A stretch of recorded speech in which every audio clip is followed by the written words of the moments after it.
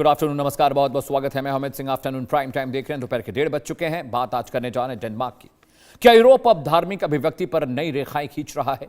क्या डेनमार्क की सड़कों पर अजान की आवाज को रोकने की तैयारी सिर्फ शोर नियंत्रण का मुद्दा नहीं, या फिर यूरोप में पहचान, संस्कृति और इमिग्रेशन को लेकर चल रही बड़ी बहस का हिस्सा बन चुका है? सवाल इसलिए, दरअसल डेनमार्क की सरकार एक बार फिर मस्जिदों से लाउडस्पीकर पर दी जाने वाली अजान पर कानूनी रोक की संभावनाएं तलाश रही है। इमिग्रेशन मंत्री मॉर्टन बोडस्कोव का कहना है कि डेनमार्क में अजान की आवाज नहीं सुनाई देनी चाहिए। यह सीधा प्रहार है उस बढ़ते इस्लामीकरण पर जो धीरे धीरे यूरोप के सार्वजनिक जीवन और वहां की मूल संस्कृति को निगलने की कोशिश कर रहा है।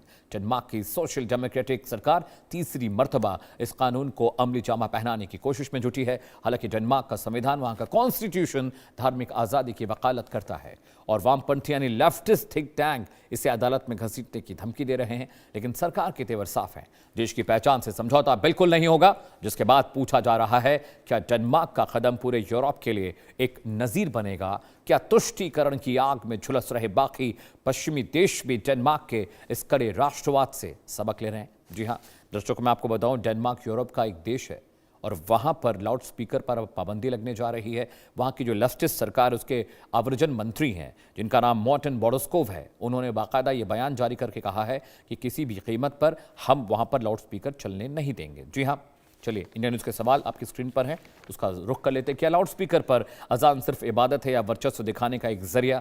ये हम यूरोप के लिहाज से कह रहे हैं, भारत के लिहाज से नहीं। जी हां, अगला सवाल, डेनमार्क जैसे शांत और विकसित राष्ट्र में अजान पर बैन लगाने की नौबत क्यों आई? सवाल बहुत अहम है, इस पर हम चर्चा करेंगे, लेकिन जब पूरा कंटेंट मैं आपको बताऊंगा तो शायद आप समझ पाएं। सवाल नंबर 3 आपकी स्क्रीन पर, लाउड स्पीकर से अजान बैन को इस्लामोफोबिया का नाम क्यों दिया जा रहा है? क्यों इतना ज्यादा इस बात को लेकर वहां चर्चा हो रही है? क्या किसी देश को खुद को कट्टरपंथ का गढ़ बनने से रोकने का हक नहीं है? क्या यूरोप की उदारता को कट्टरपंथियों ने उसकी कमजोरी समझ लिया है? अगला सवाल आपकी स्क्रीन पर, क्या कट्टरपंथियों ने अब इसको एक कमजोरी के तौर पर देखना शुरू कर दिया है? दर्शकों, इससे पहले कि हम ग्राफिक्स पर जाएं, मैं आपको बता दूं, तीसरी मर्तबा वहां पर पार्लियामेंट में इस कानून को बनाने, लागू करने की कोशिश की जा रही है। और वहां पर जो बोडस्कोव हैं, जो यूरोपियन वहां पर आवर्जन मंत्री, उन्होंने साफ साफ कह दिया कि किसी भी कीमत पर हम अभी फिलहाल इस कानून को लागू करना चाहते हैं। उन्होंने कहा कि अगर किसी को नमाज पढ़नी है, किसी को अपने धर्म की व्याख्या करनी है, अपने धर्म की प्रैक्टिस करनी है, तो उनको दुनिया को बताने की ज़रूरत नहीं है। और आपको बता दें कि बड़े पैमाने पे यूरोप के डेनमार्क में बड़ी आबादी मुसलमानों की वहाँ पर रहती है और वो पहले भी इस बात का विरोध करते रहे, लेकिन इस बार ये मामला ज़्यादा, क्योंकि वहाँ की जो सरकार है दर्शकों, वो लेफ्टिस्ट माइंडसेट की है और इस वजह से इस चीज़ को लेकर वो लगातार मुखर है। चलिए ग्राफिक्स पर आते हैं, आपको पूरा मामला बताता हूं कि पूरा मामला क्या है, आखिर क्यों यूरोप में अजान मंजूर नहीं हो रहा है। जी हां, मस्जिदों से लाउडस्पीकर से अजान पर रोक लगाने की तैयारी चल रही है। खुले में नमाज पढ़ने पर रोक लगाने को लेकर भी चर्चा, यानी सड़कों पर नमाज वहां भी नहीं पढ़ी जाएगी जैसे कि यूपी में और बंगाल में सरकारें कर रही हैं।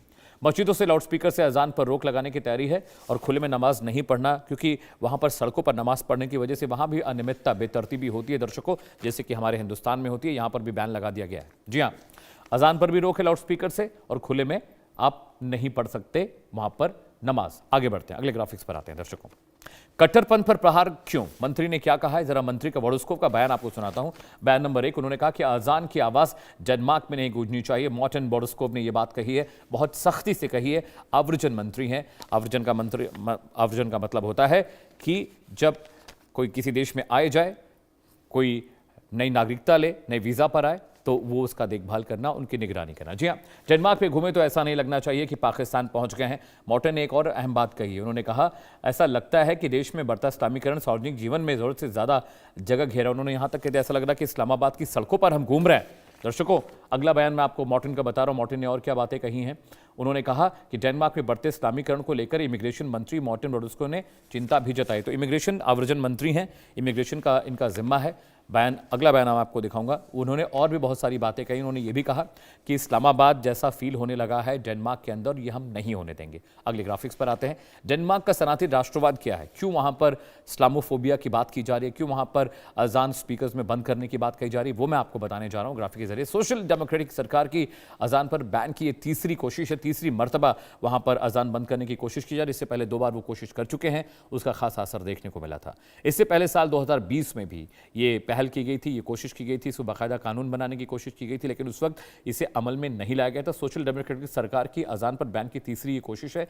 और इससे पहले भी जैसा कि मैंने आपको बताया कि 2002 में, sir please change the graphics, please change the graphics, दोबारा साल 2025 में भी कानून बनाने की कोशिश हुई थी। और अब 2026 में एक बार फिर से 2026 में एक बार फिर से कानूनी कमियों को दूर करने की बैन की तैयारी चल रही है। जैसा कि मैं आपको बता रहा हूं, 2002 और 2022 और 2025 में दोबारा ये कोशिश की गई और अब 26 में दोबारा से वहां पर अजान के स्पीकर्स बंद करने की कोशिश पहल की जा रही है। अगले ग्राफिक्स पर आते हैं।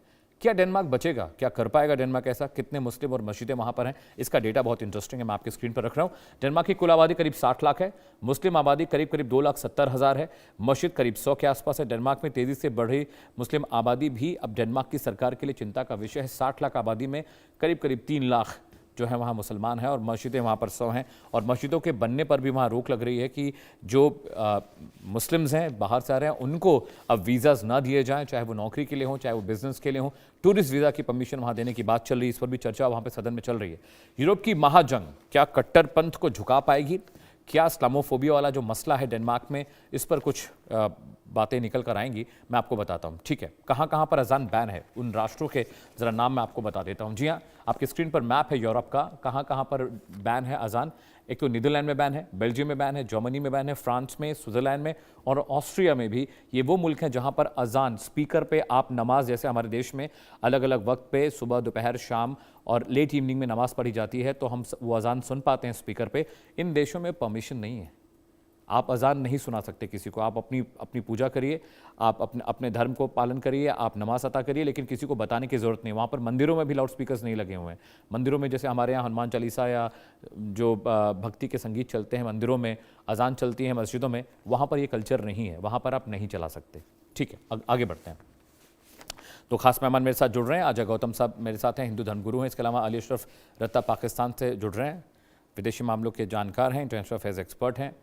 सबसे पहले रत्ता साहब, मैं